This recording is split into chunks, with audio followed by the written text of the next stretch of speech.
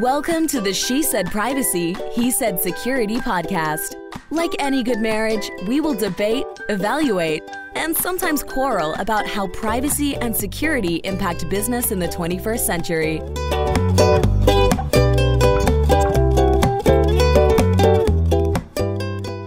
Hi, Jody Daniels here. I'm the founder and CEO of Red Clover Advisors, a certified women's privacy consultancy. I'm a privacy consultant and certified informational privacy professional, providing practical privacy advice to overwhelmed companies.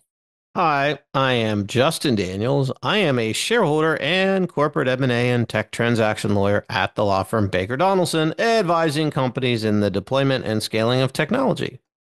Since data is critical to every transaction, I help clients make informed business decisions while managing data privacy and cybersecurity risk, and when needed, I lead the legal cyber data breach response brigade. This episode is brought to you by Red Clover Advisors. Thanks for the boot. We help companies to comply with data privacy laws and establish customer trust so that they can grow and nurture integrity. We work with companies in a variety of fields, including technology, e-commerce, professional services, and digital media. In short, we use data privacy to transform the way companies do business. Together, we're creating a future where there's greater trust between companies and consumers. To learn more and to check out our best-selling book, Data Reimagined, Building Trust One Bite at a Time, visit redcloveradvisors.com. Well, it is a dreary Monday morning, early Monday morning. I don't know if we've ever recorded a podcast at the 8 a.m. hour on a Monday morning before. I think you're right. And everyone should know that it was only 8:05 and it was significantly picked on by one co-host. Sounds like you should be finding another co-host. No. This is the co-host. Perhaps the co-host could just be simply hindered. I see. Okay. Well, it is dreary out. It is. It's raining. I had to walk the dog in the rain and everything. All right. Well, let's focus on our guest today. I know you should. You should get started. I mean, you should make an intro or something. All right. Well, our guest is coming to us literally from down under. So today we have James Patto, the partner at Helios Salinger. He's a leading voice in Australia's tech law landscape, trusted by business and government on privacy, cybersecurity, and AI. With over a decade of experience as a digital lawyer, he helps organizations turn regulation into opportunity, bridging law, innovation, and strategy to build trust and thrive in a digital world. Welcome to the show. Thank you very much. Lovely to be here. You are I think you're our first guest from Australia in 4.5 years. For such a fun country. Yeah. I think we've had one other. You have friends from Australia, but I don't think we've had anyone on. This is so much fun. It is one of my favorite countries that I studied in 3rd grade, and I have yet to visit. So maybe one day I will get there soon. I thought you got an excuse to visit me now, Jody. I do. Oh, we could make it a work trip. Oh, brilliant. All right, James, tell us a little bit about your career journey to date. Yeah, absolutely. So I've been practicing in the technology law space for about 12 years. I started my career at one of the top tier law firms here in Australia called Minter Ellison. I actually fell into technology law. So originally I thought I was going to be an investment banker. Then I decided that M&A law was for me, but then eventually landed myself in technology law and fell in love. So I've since been to a couple of other firms. I started up the digital and cyber and technology legal team at PricewaterhouseCoopers here in Australia. And basically from there, made my move across now to Hamilton Locke and Helios Salinger, where I have continued my journey working with multidisciplinary practices. Well, one of the things that I really found fascinating was Australians' views on privacy. And you recently shared some really interesting statistics that I wanted to share with everyone here. So in case you missed the LinkedIn post, everyone should go and follow James, and then you too can read the much longer post. But 84% of Australians want more control over how their personal information is collected and used, and 77% want small businesses covered. And I personally find that latter stat fascinating because here in the US, we tend to exclude small businesses from a long list of things, which as a small business owner, selfishly, this is good for me in some places. But as a consumer, it's really not because we all know that there are small companies that collect all kinds of information and do a lot with it. And 84% of Australians care about what's actually happening with their personal information, which is also very similar to the statistics that we have here in the US. And I'm sure if I had a handy EU stat, it would be similar. So, with this notion of where Australians care about privacy and kind of the global mindset, what I was hoping to get us started is give us a little primer on Australian privacy law now. And then we're going to talk a little bit about where it's going. Yeah, absolutely. So the Australian privacy regime, as it currently sits, was underwent a pretty massive overhaul in 2013.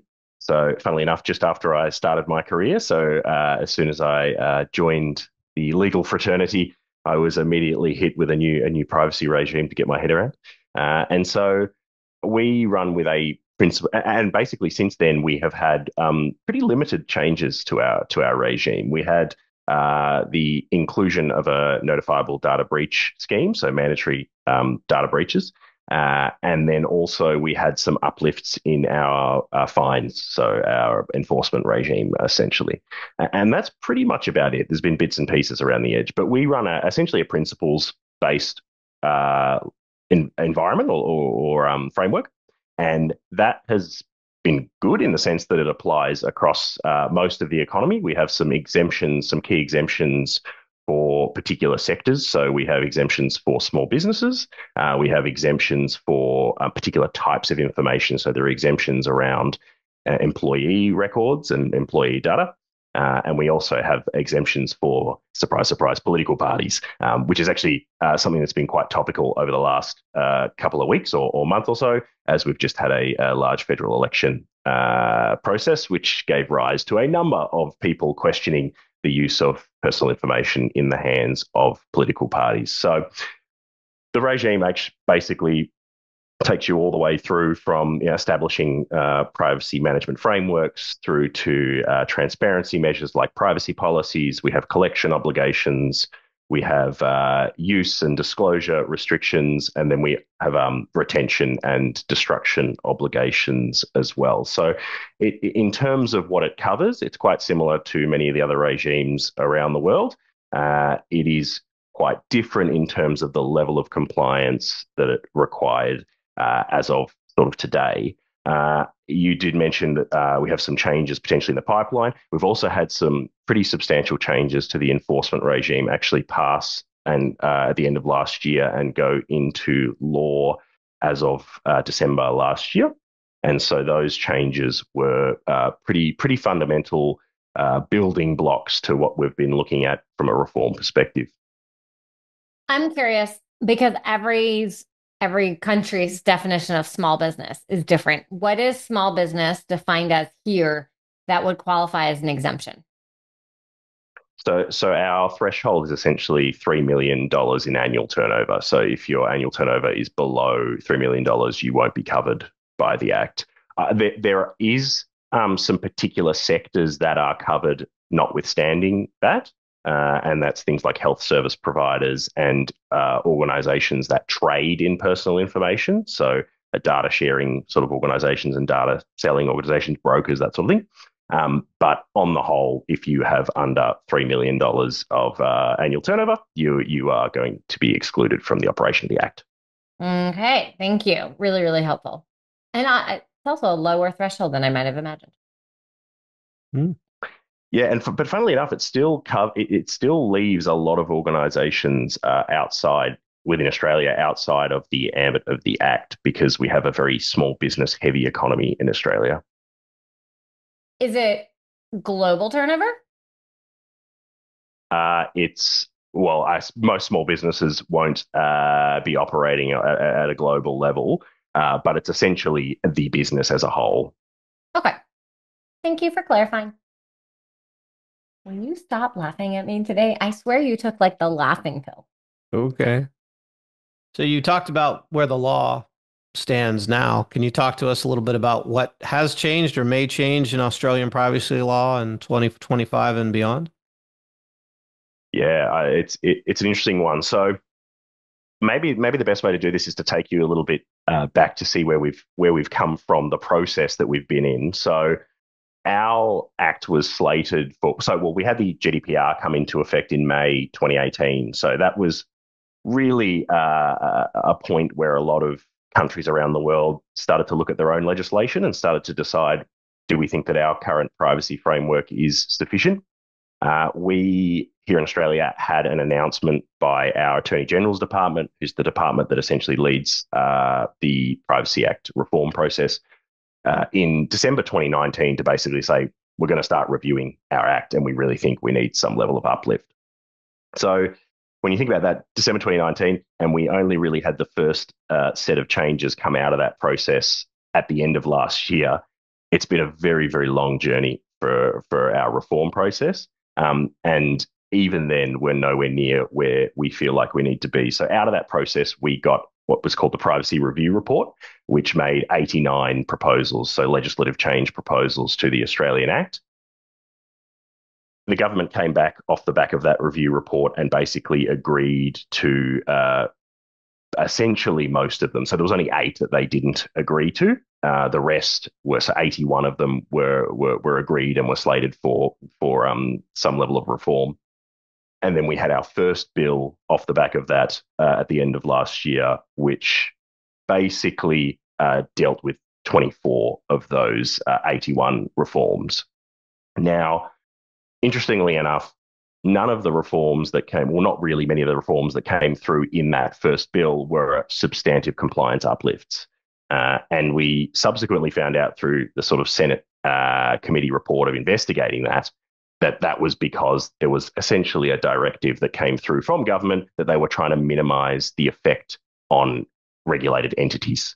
And so what this bill then ultimately did, and what is now in law, is that it really set the scene for a future compliance uplift. So it concentrated on enhancing the regulator's powers of investigation. It concentrated on re-establishing a brand new enforcement regime structure. So rather than just having essentially one civil penalty that could be enforced, there was a number of new civil penalties, a new infringement notice regime, which allowed essentially on-the-spot fines to be issued by the regulator for certain breaches.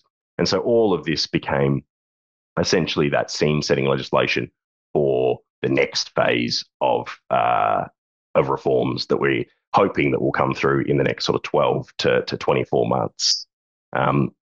Those were much more substantial. So some of the things that we're looking at potentially bringing in here is a fair and reasonable test. So that's essentially a test that sits over the top of everything that you do, whether you have obtained consent or not. Even if you've obtained fully effective, informed, voluntary, unambiguous consent, if what you're doing with the information is not considered fair and reasonable to an ordinary person in all the circumstances, then it still might actually be a breach of the Act. So consent is not a defence with a test like that, which is a very interesting concept.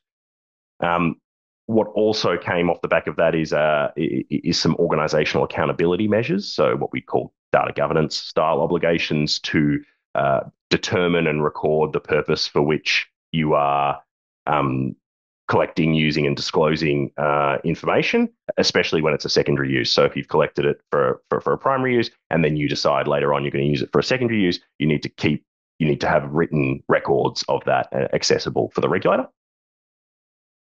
There's also been significant talk about removing some of those exemptions I spoke to earlier. So the small business exemption is on the chopping block potentially here in Australia. So obviously there is still some consultation going on at the moment around what that might look like and what the cost might be. And I can speak a little bit later about sort of the future of privacy law in Australia and some of the uncertainties that surround that. But that is certainly one of the ones that is in the firing line. Same with the employee record exemption. So there's talk of not removing it, but essentially ensuring that it is significantly narrow and that there are certain obligations that will apply to employee records or employee personal information. But no changes to the political party exemption, though. And the other thing that I think is important in the context of GDPR like rights is there's been a suggestion that we should bring in essentially enhanced individual rights that align pretty much with the GDPR. So rights to erasure, rights to object, rights to require de-indexation from search functions, and broader rights of access and explanation as well.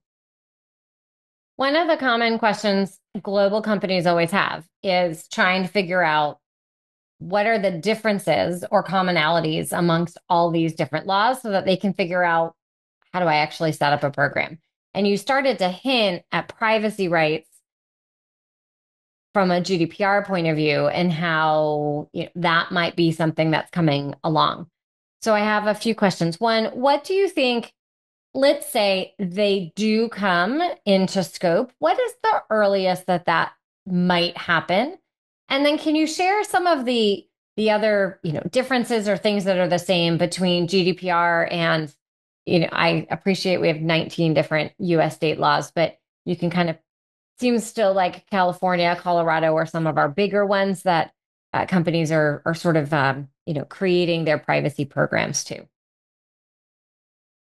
Yeah. So I think certainly as I've sort of spoken about this previously on a number of occasions in terms of obviously a lot of countries are looking to obtain adequacy with the GDPR. So one of the holy grails for privacy law is to be able to obtain one of those adequacy decisions that basically determines that the regime that you have offers a level of protection that is similar to what is provided under the GDPR. Now, obviously, the US has its own separate regime that it operates under in relation to the GDPR, but certainly our friends even further down under than us, New Zealand, have obtained for themselves an adequacy decision. And I think to some extent these uplifts that we're looking at bringing to our legislation is that quest, looking to try and get that. So I sort of mentioned previously, so the individual rights piece is really important. We have a significant lack of individual rights under our existing legislation. We only have rights to access personal information held by an organisation and rights to correct. That's essentially the two main rights that we have. So there's some significant differences there in terms of the law as it is today versus something like the GDPR. The other piece is we have a less stringent notifiable data breach scheme as well. So our notifiable data breach scheme has a reasonable time attached to the notification, unlike the GDPR, who has a much stricter 72-hour turnaround. And if you're looking, funnily enough, if you're an expert in the GDPR and you look at the Australian legislation, we don't use the same terminology, the processing terminology, data controllers, data processors. That sort of terminology is not something that we use in our Act. We don't make a distinction between those two types of entities. We just look at the actions that and the handling of the information by the entity, and the entity is either an APP entity or they're not if they fall outside of it. I will say we've had some recent determinations from our commissioner and also actually federal court cases which have talked about the application, the extraterritoriality of our law. The bar is very low in Australia, so organisations, if they are doing any sort of services into Australia, offering services to Australians, you are very likely to be caught, whether or not you have a physical presence down under as well. And I think overall, our general definitions and concepts are quite different. But they're part of this exercise and part of this uplift in reform is to try and bring Australia in line with a lot of our global counterparts to make that global compliance journey a bit easier, going both ways. So organisations coming into Australia, but also Australian organisations looking to expand globally to try and get them speaking the same language as their international counterparts. If you had a crystal ball, is there any thought to timeline? Like when might be the next soonest group of I forget what you called them, the different the I want to say resolutions, but that wasn't right. The proposals. The tranches that we usually, I think they're calling tranches at the Okay. moment, is what we've apparently been dubbed. Look, I think there is a few things. One is I think that it's likely that we will have further multiple tranches. I don't think the rest of this will come in a big bang tranche two. And that is because I think the scale of these changes are significant. And there's still quite a bit of background consultation and quantification of compliance costs. As I said previously, we had an election which returned a privacy-friendly government in the sense that the government was returned that was leading the reform charge, but there has been a change in the direction of the government to focus on productivity. We don't know what that is going to mean for privacy reforms, because as you probably know, as soon as someone starts talking about productivity, anything with a compliance burden attached to it very quickly gets the chop or gets removed. And so we're not sure what the impact that will have. But I think from a timing perspective, we have to look at the GDPR as a good base in terms of that compliance ramp up journey. So I think it's probably going to be a 2-year ramp up off the back of any time that we actually see legislation pass. So even if we see legislation before the end of the year and it happens to be passed sort of early 2026, then I can't see it being in full effect until at least that sort of early 2028. Very helpful. Thank you. Actually, James, I wanted to back up and ask you a different question, which is, can you talk to us a little bit about how some of the cultural norms in Australia impact your privacy regime? Like in the GDPR, privacy is considered a fundamental right, a lot because of what happened in World War II. In the United States, we're kind of more commercially based, and it's really business, government, consumer is last. I'd love to get a little understanding of how just the culture in Australia impacts how these privacy laws have evolved in your country. Yeah, absolutely. So we kind of straddle both of those areas. So we do get a lot of our regulatory guidance from the EU. Traditionally, in fact, it was traditionally from the UK, as you could understand, being a British colony. We were so we sort of struggle between the culture in the US around that sort of innovation culture, that non-regulation, that self-regulation culture, and the more sort of black letter law culture that comes from the EU.